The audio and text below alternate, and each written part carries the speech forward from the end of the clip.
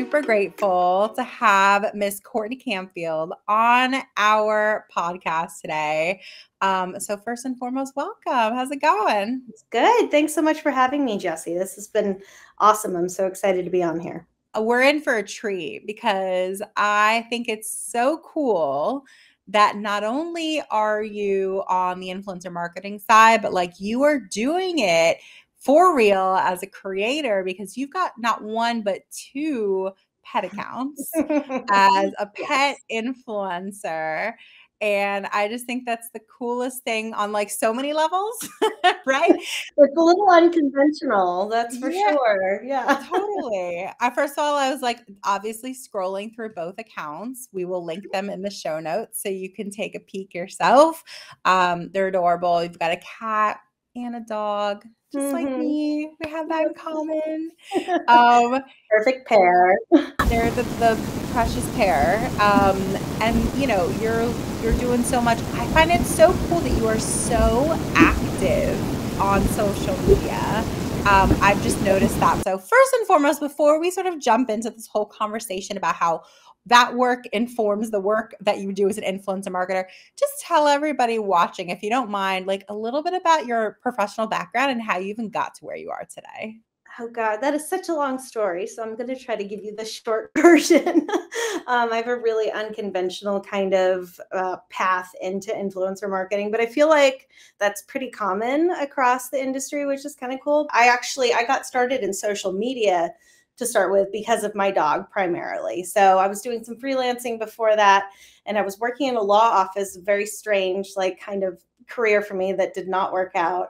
And I got a puppy and I started social media for my dog. It was Facebook primarily back then. It was 2012, way back in the day, right? And I left the job at the law office and I was doing freelancing more or less full time. And I was eventually hired by a local company to do their social media and run their celebrity ambassador program because of my dog's social media, not because of the freelance work that I had done, but because my dog had 2,000 followers on Facebook and the guy who hired me thought that was really impressive. So thank God for Rambo for that. But my career just kind of evolved from there. So I went from working in-house on the brand side to working at an agency for a time. I had a lot of really great experience working at a local agency, Pace Communications here in Greensboro, running their influencer programs. Actually, they had never done influencer programs before I'd come to work with them because I had experience as a creator. They asked me to create the influencer program, and I was like, sure. Yeah, so running their influencer programs, doing social media for them, doing some freelancing at the same time. And this is over the course of like 10 years. So I'm really trying to condense it. Working at a primarily influencer marketing agency most recently, and now doing freelancing. So it's been kind of like a weird sort of path, but it's definitely been a lot of fun. And the experience that I've gained, not just on the brand side, but also on the agency side, has helped not just in my career, but also in my work as an influencer. Like, it's so funny to think that before I went to an agency, I didn't know what a deck was, which is kind of funny. But now, obviously everyone knows what a deck is. But when I was getting emails from brands as an influencer saying, hey, look at this deck, I'd be like, what? Look at this what? Oh, you mean a PowerPoint? But it's really helped to inform me as a creator, which has been really great. And I love how two sides of my life, like really important sides of my life, two different sides, come to converge in the middle. And they, my understanding as a creator, working with brands helps me, in my freelance job and, finding creators or interacting with them or understanding like what kind of content they will and won't create. So that's the short of it. Yeah, and look, I'm asking you to condense 10 years worth of experience into a summary. So I think you did a great job, and we're going to dive into it even more. I would love to hear, like on the creative side, because I'm fascinated by that. Like, tell me a little bit about what you feel like your biggest strengths are on the creative side as an influencer, as a pet influencer mama. Oh my gosh, that has changed a lot over the years. So it's funny, I started out taking pictures of my dog on my BlackBerry. Okay, so Like, do you remember the Crackberries with the keyboards? Oh Oh my gosh. yeah, I Mine remember. was That's amazing. mine was I still have it somewhere in my house, but I was taking pictures of my dog on my BlackBerry. So my point being, photos were awful. It looked like they were taken with a calculator. Like it just they were just so bad. So my aesthetic has definitely improved, and that's something that I take the most pride in. Most recently, getting a new camera, learning some more editing techniques, that sort of thing, as well as some videography, which is really great. But I think the thing that is the most, I don't want to say like the most unique because it doesn't, I'm not special because of this, but the thing that I work the hardest on, and the reason why people do follow my accounts, especially my Facebook account, because that's where we have the most followers, which is pretty odd in the influencer space. But um, is the storytelling that we have there. So I've essentially crafted the story of Rambo living, his daily life through his little adventures or whatever. And this is what people come to follow us for. Like they don't come to like look at pictures of him saying, "Oh, I love my toy today," or something stupid. Like they want to hear a story from his perspective. And I've always wanted to write children's books, so I guess this is kind of like, a bit of like that, I guess. So I've just consistently added to the story over time, literally over 9 years. And it's just grown and grown and grown. And I have followers on our Facebook page who have been with us since the beginning. And they remember when Rambo got his purple toy elephant, for example, like that he brought to grandma's house when he went to grandma's house for Thanksgiving. And like this sticks in their head. And, it sounds a little wonky, but it's just, kind of like how you binge watch your favorite Netflix show. And then you start to think more and more about the storyline. I think it's kind of like that for them. I just love adding to his storyline, and he's got a little bit of a sassy personality, and he refers to me as the human. No one knows what I look like. So if they watch this, they'll know. I've posted a few things on his Instagram page about my experience working with influencers and adding, giving some advice for pet creators and whatnot. But people still don't know what I look like. They don't really know much about me. And that's kind of how I want to keep it, simply because I think that removing the human from the creative and the storyline, it just makes it more believable, even though we all know that a dog isn't, taking a selfie and typing on social media. But yeah, I would say to long, answer to your question, but it's definitely the storyline that I think makes us most unique, that I love the most. Yeah, no, that's so interesting. I love that so much. And like, that's a real legitimate reason to stick around for so many years, right? I mean, when I think of like why would a pet influencer have such longevity, and like what's a good recipe for that, and like yeah, it's a storyline. So I love that. That's really really fascinating, and like really cool to have that self-awareness of like that's sort of your secret sauce, right? Yeah. Yeah. um and so what would you say conversely is your strongest point as an influencer marketer and a freelancer in the industry? I would say the way that I understand how to communicate with influencers, because not only am I one, and a creator, influencer, whatever you want to call it, but I have a lot of friends who are as well. So I've pulled on their experience and their understanding of working with brands, as well as myself and my own understanding, and that really helps me when I'm reaching out to influencers or negotiating with their talent managers, really understanding like they may have said something this way, but this is actually what's going on behind the scenes. Like, this is actually what they're thinking, or this is what they could be struggling with. Like, if they're working a full time job at the same time, like, I can't think, you know, oh, well, they have to put this, as a priority, because I have to have a little bit of understanding that they are working a full time job. They have two kids or whatever, and they're trying to work on this campaign. Giving a little grace is really important, but also understanding where you can draw that line and be like, no, this is a non negotiable or whatever. So I think that helps a lot.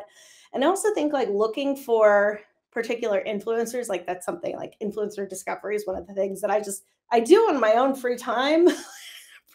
It's a little nerdy, but I love finding new creators to follow that are really unique. Maybe they haven't been discovered yet, really, not a ton of followers, but looking for people with a really creative, unique style that you don't see a lot of, or creators who stick to a unique style despite not getting a lot of likes, despite not getting a ton of new followers, and they're like really committed to what they're doing. I think that that can be just really interesting. And I would say that's something that I definitely look for. I love that you're bringing that up. I feel, first of all, if there are any influencers watching or listening to this, like I feel like they should know that like people still get excited to find new influencers, right? Like Yes. who are just unique and special in their own right. And like, you know, you're not, and you work in influencer marketing and like you're not so fixated on the numbers all the time, right? You're like, Mhm. they may not get the same amount of followers or engagements or whatever, but like there's something special about them and you're able to sort of identify that.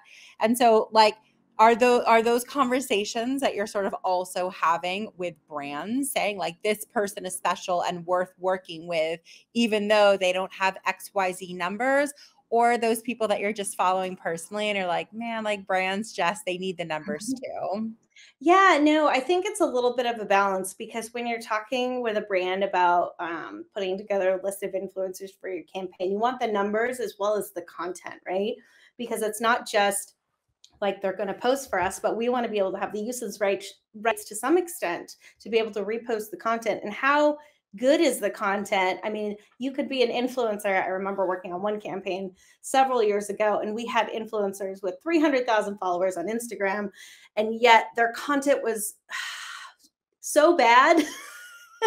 And I won't say who it is or what campaign or whatever, but we were working with them because of the numbers. But the content itself, when you go to repost it, you're like, this is actually the worst photo I've ever seen. Like, was this taken with a toaster? I don't know. Like, so you know, it's a balance between the numbers and the reuse of content, and the content that like would look the best on the brand channels, as well as the content that is the most unique, that would, you know, catch someone's eye in the feed as an ad or something, you know? So I think that you have to have a balance of both. And the brands that I've worked with have all been very understanding of that, which is really, I'm very lucky for that. But yeah, it's definitely, you have to like be very careful about how you communicate that, I guess you would say. Yeah, no, for sure. But I think you bring up a really, really valid point that not enough people think about, which is that, you know, there are so many different use cases for that content. There are way too few people who will get incredible content and they don't even reuse it. They don't like, they don't do anything with it. It's like the most simplistic way of working with influencers, which is I'm just going to hire an influencer, have them post it on their channel, you know, negotiate for all these usage rights and whitelisting rights and all these things, but don't use it anywhere. And Yeah. like that is such an important missing piece. Talk to us a little bit about maybe some like success stories, perhaps that you've seen, or just people who have, you know, who've been really thoughtful about those other sort of ways to utilize influencer content and like how people can think of that. Yeah, sure. Yeah. So it's funny you say that, because when I started working at the agency that's local here in Greensboro, I started understanding, you know, about repurposing everything. Like if you create a YouTube video, like you want to cut that up and like repurpose it into, you know, Facebook videos or ads or, you know, whatever it is. And when I was working with brands, I was always so surprised when I wouldn't see them reposting my content. Like I'd go back to the contract, be like, okay, I know that I signed, you know, I signed this and they have the rights to reuse my content for, it was usually in perpetuity, which is, I know we all know that's a big red flag now, but, but back then it was like 2015, 2016. It was like, oh, I was expecting them to repost me, because a repost would actually benefit me back then, when reposts actually did anything for your followers. But now, of course, we know that isn't the case. But it was always very strange when I would see, like, I was working with T-Mobile at one point, and they never reposted. I sent an email. I was like, why aren't you guys reposting this? Like, oh, we didn't realize we should. I was like, what? You're an agency. But yeah, so to answer your question, there was one brand. The first brand that always comes to mind is a brand, and I don't know if I should say it or not, but it's a flooring brand, a national flooring brand, and we were running campaigns for it, this brand, when I was working at Pace, and we ran a ton of different campaigns. And a lot of them were actually pet focused campaigns, which is probably why it sticks out to me because it was so much fun. And I got to work with pet influencers and literally look at pets on Instagram all day. But the way that they were repurposing the content, of course, the contract was very extensive, but we made sure that every piece of content that the influencers created, we looked at it and, of course, like, did it align with the influencers' aesthetic? That was very important to us, but also with our aesthetic. And, of course, selecting influencers that would be, you know, good for our aesthetic was really important. And then incorporating that into the social content. So not only was I running the influencer campaign, I was also running their social media. So that helps a lot. But I think that when those two things are siloed in an agency or even in separate agencies, that can be something that is really difficult for people to understand, that you can cross over and that, you know, you should be tagging someone, or here is their Instagram handle to tag them. And yeah, this brand was so, we were so good at repurposing this content. And I want to say we, because it was like the entire agency, it wasn't just me, that we actually co-created some content with influencers, which was a lot of fun. So we sent a production team of like 6 or 7 people to the influencers' houses. We refloored their homes. These are pet influencers again, so people are like surprised to hear that pet influencers are treated like this, but they were a pretty big deal. They had, let's see, I think this pet influencer has like 100,000 followers on Facebook, 330,000 on Instagram.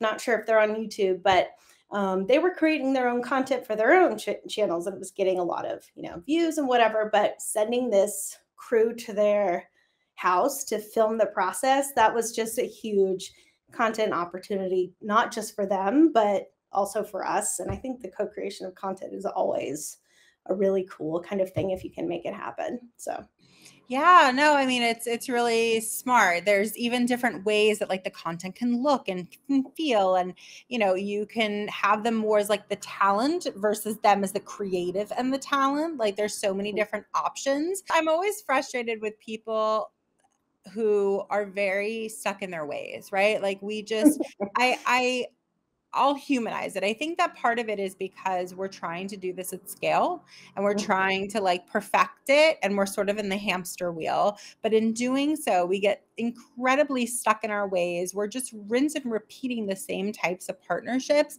And I think it was really exciting towards the beginning of influencer marketing, or maybe like somewhat in the middle, maybe earlier days. More people were pushing boundaries, right? Like more people were experimenting.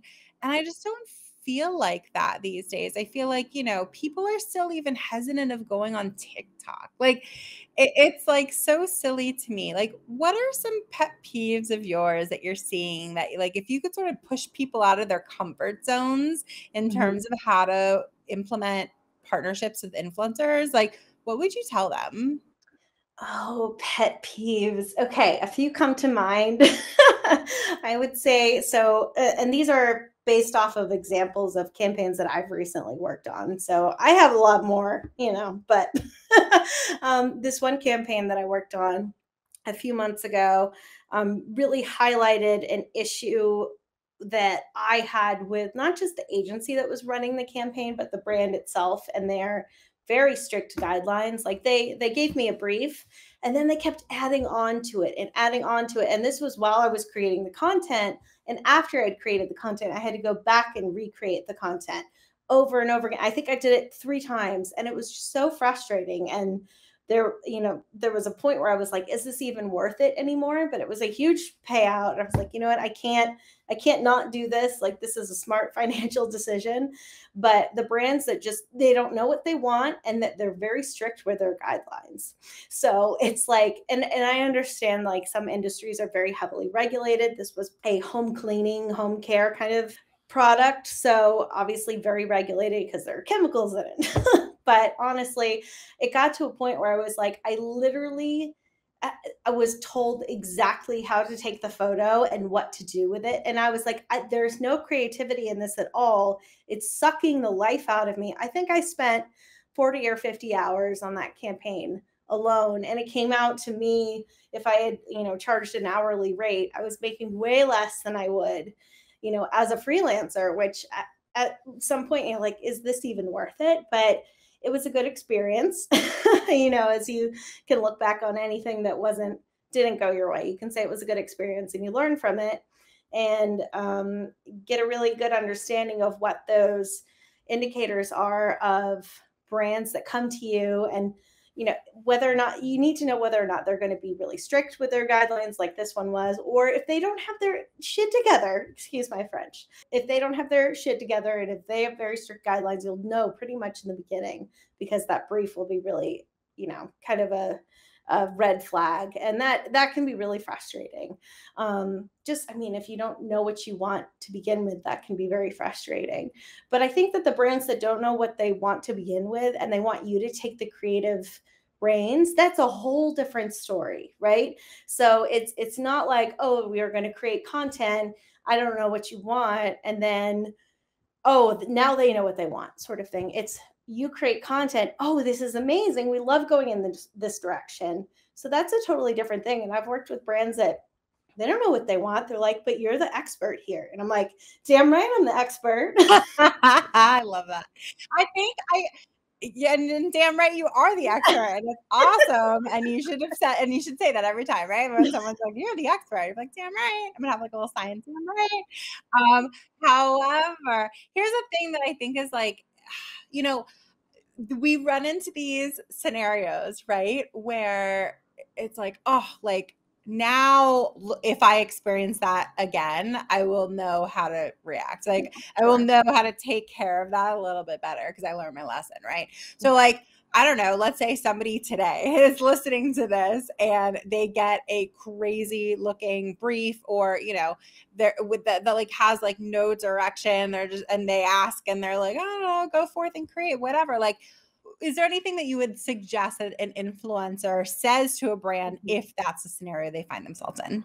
Sure. I always say ask as many questions as you can, and literally like sit down and think about your past campaigns. And I assume that someone who would be given like free reign in this instance would have worked with other brands. So think about your experience with other brands, what it's been like, what issues you've run into. Like, you've learned things up until this point that you can apply to this, whether or not you feel like you're in, over your head or not. So just take a minute and step back, because sometimes I think as creators, we can get like really wrapped up in this, oh, I don't know this industry. Like, I'm just a creator, like tech creators, especially, because that's a whole different thing. But, we started out primarily as hobbyists, doing this for fun. No one started out doing this for money.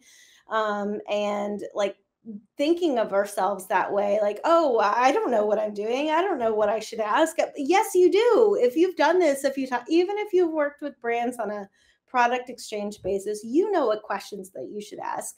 No, you're not going to know every question that you should ask. And I say to my friends who come to me asking like, oh, what should I do in this instance or this one, like, I can give you advice, but honestly, the best teacher is experience. So, I've been doing this. I think my first campaign that I worked on was in 2015, and I've been doing this since then. And I still ran into this issue this past summer with this one brand that I was talking about. So, you're still going to run into issues, but just like, don't, don't just trash that experience and forget about it. It's a really great thing to like sit down and think about, what could I have done differently? And when this happens again, because it will happen again, unless like something really, really random, I can't even think of an example, but it will happen again. And you want to be able to be prepared for it, or at least like know that you need to negotiate more up front and ask more questions up front and ask for more guidelines up front versus just letting it kind of go and hoping for the best. Yeah, I think it's like getting things in writing, asking the, follow-up questions. Like, don't be afraid. Influencers are sometimes like, oh, like it's my biggest partnership yet, or, I don't want to say the wrong thing, or like whatever the reason is that they give themselves. But I would ask you, as the person who is also on the other end of that, like, how do you feel when influencers ask you questions? Do you feel bothered, burdened? Like, How do you handle it when you get a ton of questions? Is there too many questions? Like, is there a format in which they should ask them? Like, what's your perspective from that side of the coin? Oh, so the questions, I rarely get questions that aren't answered in emails that I've already sent, the contract that I've already sent them, or the brief that I've already sent them. And you can probably tell, but it's very annoying. And I mean, I understand asking clarifying questions, but if you're asking me how many stories you need to do, well, girl, that is in your contract. Look at your contract. I take a lot of pride in being able to create materials that are very accurate because I understand, like, I literally will print out a contract and highlight things and then keep it in a notebook so I can refer to it later so I don't ask stupid questions. But there is such a thing as a stupid question, and the stupid question is the thing that's already answered in your materials. You know, if we had nothing else to do all day but answer questions, sure, send an email asking me what's in the contract, even though you can read it. But most of the people who are running influencer campaigns, at least in my experience, are also running social media for the brand, or also running influencer campaigns for other brands at the agency that they work for. You know, maybe this is only a 30% of their time sort of thing, and they have to spend it answering the question that's already answered in the contract. Like, do not do that. But there are some influencers who come to me with really smart questions. And those are the people where I'm like, okay, wait, hold on, everyone stop. We have a really good question here. And I think that we need to think about this because this person could have actually helped us in the ideation process, right? Because this is such a good question. So I think that those are the influencers that really think about, you know, what they're given and then what to ask you about whatever it is, whether it's a creative process or whatever. Those are the influencers that you also want to continue working with. You don't want to work with influencers that just keep asking you what's in the brief. Like, so yeah.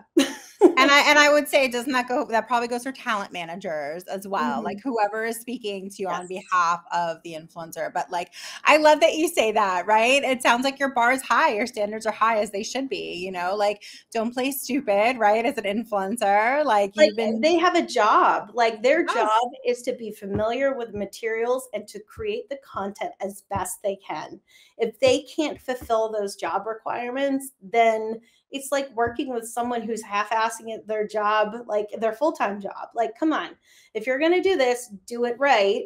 I mean, as best as you can. Like, if you don't have the experience, just do the best that you can and gain the experience. Some people are like, "Oh, I've never done this before." Well, just do what you can. Like, you know that you got a contract, you should read it.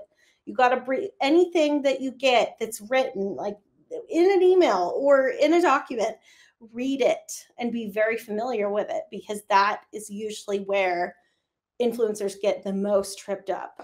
But I love also, you know, by the same token, you're like, but if there is a question that you have and you ask it, like that will not only like, I mean, it certainly won't be a burden or a bad thing because what Mhm. you're saying is actually the converse. You're like, actually, a really smart question, we might have all missed it. There might be Mhm. something really, really relevant that you bring up that we're like, oh, we should Yeah. address that. That's a great question. So like, just read all your materials, guys. Like, figure out what's there, use your brain, get organized. Everybody learns differently. I'm the Mhm. first one to say it. Like, you print stuff out. I hate paper. Like, you highlight things. I also like Oh, color I've coded got like things, right? 16 different color highlighters and I've got the colored pens and yeah, but I mean like I guess I feel like influencers get so tripped up because they're so overwhelmed with the the idea of getting a job and being, you know, hired to work on this campaign or whatever it is. And then they forget the key components that they have in their control because they feel out of control because they're, you know, not able to really control what the situation is or whatever. But the key components in their control are being able to understand the content of the contract and the brief, and then being able to process that and then ask the questions that they need. Just use your brain, guys. Use your Yep. brain, but like get yourself organized, though. I do think that that makes a huge difference. Whether it's like, look, whether you're an influencer or you work for a big agency or you're Mhm. a freelancer as well, like yourself, like our organization to the way that you need it done is actually incredibly important. And I would love now to pivot a little bit more and talk to your experience as a freelancer, because I think that that is like, I don't know, man. I am so impressed by people who are just like out there owning their own businesses, freelancing, taking projects. My assumption is that it allows you freedom, but with that freedom also could be a bit scary. Whereas my next job coming from building relationships, like it's very brave and bold of you to freelance in this industry. First of all, I want to hear you maybe share with others who have been contemplating making that move to become a freelancer. What would you tell them? I would tell them that if you feel like you want to be in control of your time to the extent of where like you rely on you, and that is the only thing that really comes into play when it comes into like keeping a job or like your success or, you know, moving up in the world or whatever it is, if that's what you want. And if you like that control, and I wouldn't say you have to be a control freak for it, you just have to have a different kind of idea of what you want work to be, right? I was in the situation most recently where I was working for a company and I just wasn't in love with the way that we did things. I wasn't in love with the culture. It was very toxic. And if you want to be in control of the kind of environment that you're in, I think that's a huge discussion that we're having right now is, you know, mental health in the workplace and what people will and won't put up with anymore. And if you want to be the person that is telling you when and where to get out of bed and when you're going to be working, when you're not going to be working, and to really determine those boundaries for yourself around your own work style, I think I mean, in this industry, there's so many opportunities to freelance. Like there are endless number of opportunities. Like if you enter this with a abundance mindset, and that sounds like all woo wooey, it will not disappoint you. And if you enter this industry as a freelancer with a a mindset of wanting to learn not just about the industry and how to be better at your job or whatever, but learn about the brands, learn about the verticals that like work best for you. Like maybe you should be in the beauty and hair care space versus the pet space or something. Like, and then you can niche down and then really find the clients that are best for you.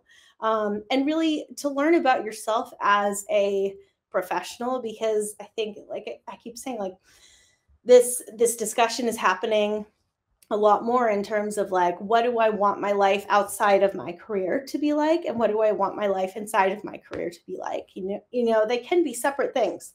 So how far do you want to go, and how far do you want to take that? So I don't know, I think that it's just really important to understand that when you're a freelancer you really are in control, but that's also can be scary for some people. Like not everyone needs to freelance, not everyone needs to leave their job. If they're happy at their job and they like clocking in and clocking out and then being able to leave their job at their job, if that's what they're doing, because if that they're not, maybe like boundaries, but if they're able to do, there's nothing wrong with that. Like you don't have to switch over to being a freelancer.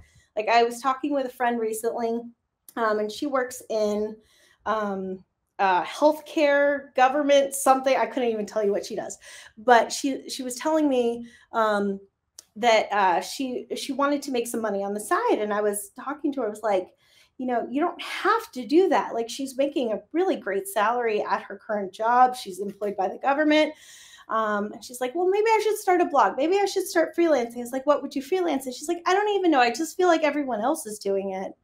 Everyone else, it seems like everyone else is doing it. Like if you scroll through TikTok, everyone is like, quit your job, become a freelancer. But the truth is that if you're happy with where you are, you should stay there, because that's what matters.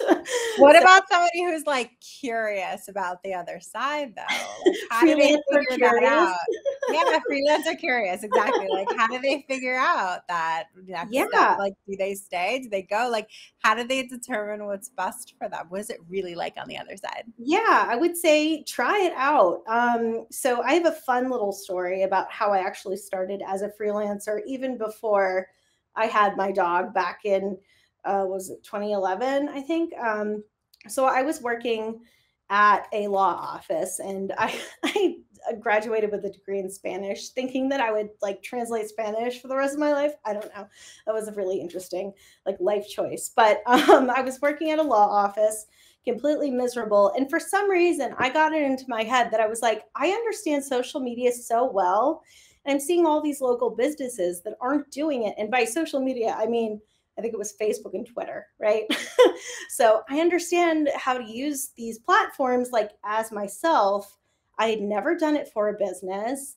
But I was able to observe what was going on. And I was like, I feel like I could help businesses out with this. I don't know. I don't do marketing. I don't know where I got go back and ask myself where I got this idea. But the point is that I got this idea to just like try it out. So I posted on LinkedIn and some local business community groups or whatever. Hey, I'm looking to help out a business for free for 6 weeks with their social media. And at the time, like no one knew like what to do, of course. I'm taking proposals. So I kind of put the ball in my court, and I had businesses literally reach out to me with their proposal of how, like why I should work with them for 6 weeks to help them with their social media. And eventually I actually got a paying client out of that. But the point is that if you really want to get the best experience possible, sometimes you have to do it for free. And sometimes you have to like put yourself out there in a way that you wouldn't really expect. You have to get creative.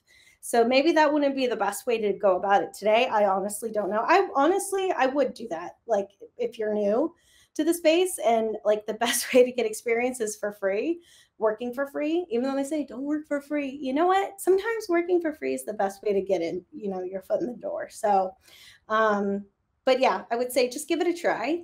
And if you don't like it, that's okay. Like just perform these experiments, so to speak, and give it a try. And if you don't like it, then you've still learned something, right? So not everything is like, if you fail, quote unquote, you're set back for any reason. No, I think that's brilliant. I mean, look, when I speak with like younger, like my cousin is like 21, and when I speak with her or like other college students, like I used to run internship programs and stuff at like, when I was at different companies and things like that. And, I always tell young women, specifically young men as well, of course, but like, go and just try things. Like that is the prime time. Like take as many internships as you can, diversify them. Don't even make them in the same like sector. Like, try everything that you can, because that's the best way to learn. And then like evaluate, really truly evaluate after each one. But the worst thing that can happen, to be honest, is like they all just inform the other. So like you don't like it, but it absolutely, there's always a through line in where you end up. So many more people's paths these days are super windy, curvy, windy, all over the place. Like, it's more common than not. Nobody really grows up. Like I was a theater major, and it like from like I love middle school to college. My windy road there was like, do I want to be musical theater or like acting only? Like that was my thing then, though. That's awesome. That's a cool like right. But I absolutely see a through line. We posted something on our Instagram about I was like, any other people were like in yearbook or yearbook editors that can relate. Like now I work in influencer marketing, and so many people are like, I feel seen. Yeah, I feel seen. And I was like, we all have our own paths. Influencer marketing didn't like the idea that you can even work in it. Didn't even exist. But like there's always a through line between what your beginning is and where you presently are, and like to use it and to try multiple things. I think that's great. Freelancing, I love that you're saying that, like, look guys, like it may seem sexy, it may seem like the next big thing, and like people, oh my God, you're a freelancer, that's amazing. It's not necessarily for everybody. And like I love that you're saying like that is fine. Like I think a lot of people don't talk about that enough, that it's not for everybody. You don't have to be hustling 24/7. Like, come on, like mental health seems to be the trend now. Let's keep it the trend, because hustling 24/7 isn't good for you. Like, you need to be able to sleep, you need to be able to spend time with your family. And if freelancing takes time away from that and you're happy in your current job, or if you feel like working for someone else is what will make you happy and content, like happy is kind of like a lofty goal. Like, let's say content. If it will make you content and you will feel that way for most of, the time you're working there, that's fine. There's nothing wrong with it. If you want to, get your creative juices flowing in another way, like you could try to become a creator. Like, that's kind of hard now, but or you could just start like doing art or whatever it is. Like, some people are like, oh, I should freelance because I like don't get to be creative enough at work. Well, maybe you can try to, jump into another position at work that has you being more creative, or take on projects there. Like, there are a lot of different opportunities, and a lot of people don't realize that you can create an opportunity for yourself within your current situation or outside of your current situation.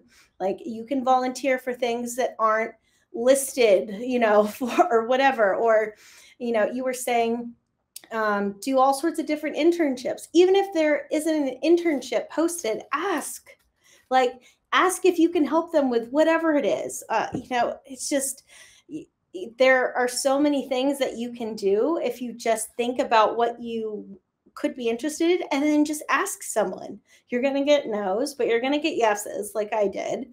And I ended up finding the best client, a paying client, out of that whole freebie, I'll work for you for 6 weeks thing. And she is still my mentor to this day. Like, she's still the most amazing person. And so I mean, you just don't know what, like, jumping out of your comfort zone and just asking for what you want, I love that. I don't know about you. I've known people in my life who, like, I feel like they have like a spoon in there, like a golden spoon in their mouths, and like they just find their way to incredible opportunities. I literally wasn't given anything. I like I had to work my ass off for absolutely everything, but like I wouldn't want it any other way. Like, I'm happy, not even just content, happy about that, because it showed me that, like, if I want something, like, I don't have to be dependent on anybody else to give it to me. Yeah. It's exactly what you're saying. Like, and like, I appreciate that you're saying that now, because I feel like some people don't even know that that's a possibility, right? Mhm. They're like, but like, I could create my own thing. Like, Yeah. but all I know is that, like, there are jobs listed and I apply to them. And, Mhm. they're like, there's that specific job title. What am I going to create my own thing? And you're like, why not? Yeah, I mean, that's how jobs get created to start. Like, I mean, where else are they Solve gonna a problem. Solve a they're problem, and someone will be yeah, like, "Yes, please. Thank you." they're is created by the people who wear multiple hats at the agency, or the people who are like, I want to try my hand at graphic design, and using Canva or whatever it is. Like, that's how they're created. You just have to try. You have to be okay to, like, with failing, but not necessarily, it's not really failing if you're learning from it, blah blah blah, right? But seriously, like, that's actually the truth. It is. If you're just trying things out, because who the heck cares if you fail? Like, you're just gonna keep doing stuff. I don't know what else to say. It's So, true. It's true. I love that we're talking about this. So thank you for bringing it up. I hope people, like, really take this in too, because, like, also you just need like one yes in a lot of mhm, instances, and that opens up so many doors for you. Like, one of those people to give you an opportunity, and then you learn from it, and that builds your credibility, that builds your ability to build a deck for yourself. mhm. Yeah, Like, yeah, know what it is. a deck, and then you learn what a deck is, and then you create all these assets, and then, like, the rest is history. It all builds on Yeah. itself. So you have to, like, put together that first little piece, like that first little ball of Yep. snow, for it to snowball to create all the other things. and you can, move direction too. Exactly. And I would say, a lot of people in this industry, I talk to them and I feel like everyone has their 5-year plan. So this is another thing that I talk a lot about with friends and whoever else will listen to me. But, I never had a 5-year plan. I still don't. And people are like, what? You don't know where you want to be in 5 years? I'm like, no, I know how I want to feel in 5 years. I know what kind of like living space I want to be. I know I want to be content, and I know all these other things, but I don't know where I'm going to be in 5 years. And I think that having that really rigid 5-year, 10-year outlook can sometimes limit people's opportunities because they're like, oh, well, this doesn't align with like, where I'm trying to go. Well, maybe where you're trying to go isn't necessarily where you need to go. Like, think about the feeling that you want to have in 5 or 10 years. Like, will freelancing get you there? Will working at your current job get you there? So I think that that's another thing to keep in mind is that, having everything planned out can sometimes be the thing that you need to work on the most first. Yeah, absolutely. Sometimes I definitely hear that. Given that you don't want to necessarily plan out the next 5 years, what do you want to feel? Oh man, I was just journaling about this recently, and that sounds so nerdy, but I of course want to feel content with what I'm doing, but I also want to feel useful and like I'm helping people. Whoa, that's so like generic, but specifically helping creators. That's something that I'm trying to kind of pivot to a little bit. I'm not really sure how to get there at this point, but I'm working on it. But helping other creators, especially people in the pet space who, don't have the experience that the quote unquote human creators might have, or by, being taken seriously by brands and whatever. But I want to be helpful and be able to use the information that I've learned through not just working in agencies, running influencer campaigns, but as a creator to help kind of guide other creators to becoming their best self or whatever it is, because being a creator can be really challenging and it can be really frustrating. It can make you want to quit a lot of times, but it's also one of the best creative outlets and it can be really rewarding. And it's not just about the money. That's the money is the thing that comes last, or it should come last. So if it's something that you're passionate about, that's the kind of thing that I want to help other people. So I don't know, living with my dog and just, living the high life, but oh, and my cat too. She can come too.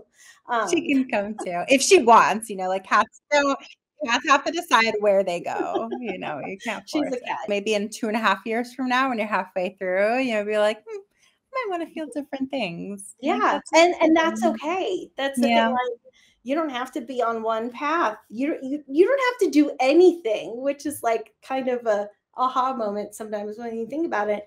You don't have to do anything. So when it comes down to it, try to find the thing that makes you light up the most. And that sounds super cheesy and super like, woo wooey, but honestly, like that is what it's about. It's not about the job titles, right? It's not about how many clients you have or how many clients you have in the deck, that you can show new clients.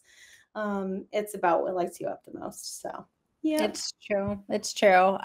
Yes, I've been on like all different sides of, the professional journey. I was surprised by what I enjoyed the most. But like you said, like you sort of have to go through it all to sometimes figure it out. I had a very prescribed idea of what success looked like to me. And then I got there and I was like, I'm not that content at all about it doesn't this. feel like what I thought it would feel like. And then you start Exactly. chasing that feeling instead and understanding that that's what you're looking for versus the job title or the, working 80 hours a week or whatever it is. The whole thing. And I also think that part of that is just, it's like age and maturity and experience. And like, I'm excited. Like, I think my 30s, I don't know how you feel, but like 30s are such an incredible decade to live through. I'm like excited to be in my 40s. I'm like, if my 30s were so much better than my 20s, imagine what my 40s are going to be like. But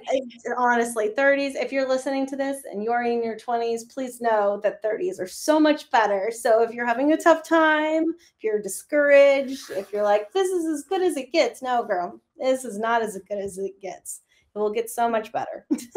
It actually really truly does. It's It was such a pleasure to chat with you today. Courtney is super involved in WIIM, and she, like, I don't know, I can tell that you're a writer. You know why? And I didn't necessarily know that, but I would be like, she's an incredible writer. Whenever you comment on things or you engage on posts and stuff, like, I'm engaged with your comment. Like, I'm always, I notice it. thanks. I truly, truly do. That's I'm really like, nice to she's say. so articulate, and you're always using like emojis and like, I don't know, like there's just like I All love the it. emojis, I can't help it.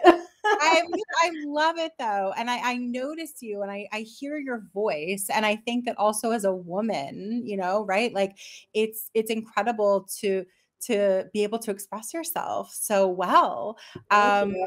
My mom Yeah. would be so proud to hear that. So It's she's also true. a writer. So yeah. Good. I think that the storytelling on Rambo's page helps, of course, all the emojis. So All the that's very emojis. kind to say. Thank you. Yeah, I mean, I noticed it. And so, like, look, I think that I look forward to more of our members getting to know you, because again, I'm extra impressed as I've learned how, you know, you've got such a wide variety of experience, both on the creative side, the influencer marketing side, you're freelancing, you're working for agencies, like you've really done so much. And those are the people in my eyes that are like the most successful, because they can empathize, they can relate, and they just think more broadly. So you are that person to me. So if people who Thanks, are man. 1,000%. I can go on and on, honestly. I was really excited to have you on today and just to get to know you better and Thank like chat and you. like learn from you. So I'm thankful for Right you. back at you. So Come this on. has been a lot of fun. Thank you so much for having me. 1,000%. And so for people who are tuning in though and want to get in touch with you, what would you say is the best way for them to reach out? Probably on my Instagram. I'm at Courtney Canfield, just how it sounds. Or you can even follow my dog at Rambo the Puppy. But yeah, if you want to get in touch with me and talk about anything that you heard here, or just commiserate over freelancing or whatever it is, you can reach out to me on Instagram.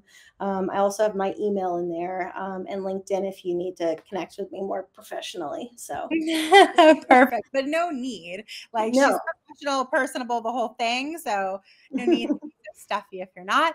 yep. We'll link all of that in the show notes, of course. Courtney, thank you again so much for being on today. You're Yeah, thank amazing. you. This has been so much fun.